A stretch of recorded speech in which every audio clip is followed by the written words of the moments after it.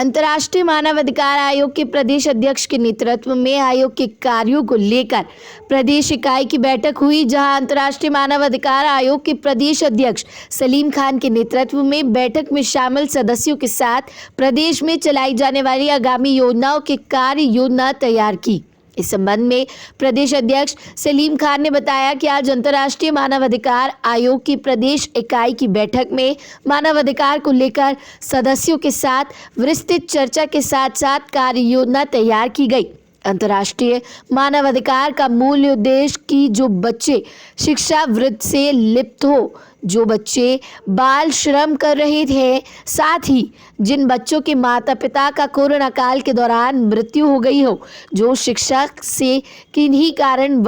वंचित है, ऐसे बच्चों को उनका अधिकार मिल सके और यह बच्चे समाज की मुख्य धाराओं से जुड़ सके। इसके आज की बैठक में कार्य योजना बनाई गई, जो जल्द ही प्रदेश में अभियान के तहत अंतर्राष्ट्रीय मानवाधिकार आयोग इन बच्चों के लिए कार्य करेंगे। साथ ही जो महिला घरेलू हिंसा से प्रताड़ित है, वह किसी अन्य वजह से उनके अधिकारों का हनन हो रहा है, वह उनके रोजगार को लेकर कार्य योजना बनाई गई है, जिससे अन्य महिलाओं को लेकर उनके अधिकार का न्याय मिल सके, साथ ही उन्हें रोजगार के माध्यम से उनकी आजीविका चल सके और ये महिलाएं समाज की मुख्य धारा में जुड़कर आत्मनिर्भर बन सके।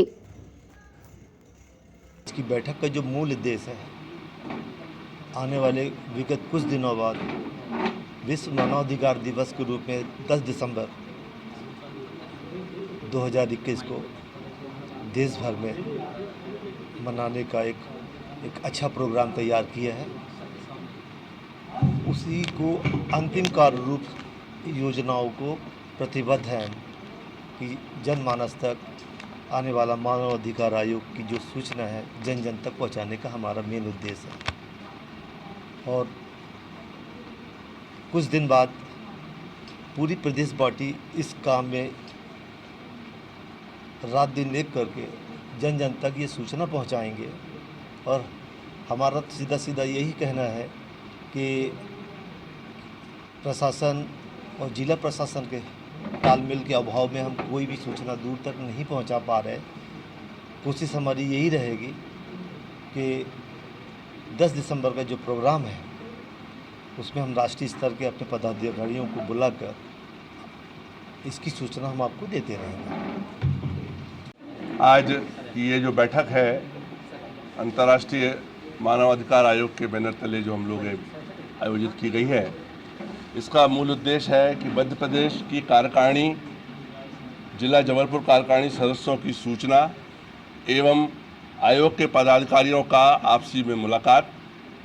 साथ ही उन बिंदुओं पर हम लोग आज चर्चा कर रहे हैं जो हम लोगों का एजेंडा है, जो मूल उद्देश्य है। इसको लेके आज सभी लोग यहाँ पे एकत्रित हुए हैं। आने वाले समय में वो सारी चीज़ें आप तक प्रस्तुत पहुँचेंगी। आदरणीय चौधरी जी। अंतर्राष्ट्रीय मानवाधिकार आयोग की आज त्रैमासिक बैठक प्रदेश बॉडी की हुई, मध्य प्रदेश की, और हम लोग सभी लोग ने मिलके कई विषयों पर चर्चा की और उसमें ये देखा कि बच्चे और महिला सबसे ज़्यादा पीड़ित हैं।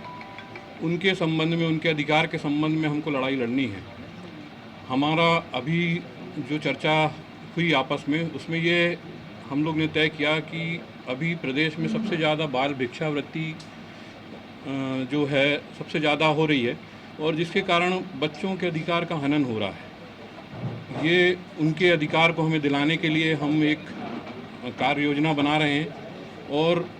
भिक्षावृत्ति में जो लिप्त बच्चे हैं उनको सही मार्ग में लाके उन्हें पुनः समाज में जोड़ने के लिए हम प्रयास कर रहे हैं। उसके अलावा जो बाल मजदूरी और बाल श्रम हो रहा है, उसके संबंध में भी हमारा एक कार्य योजना तैयार हुई है,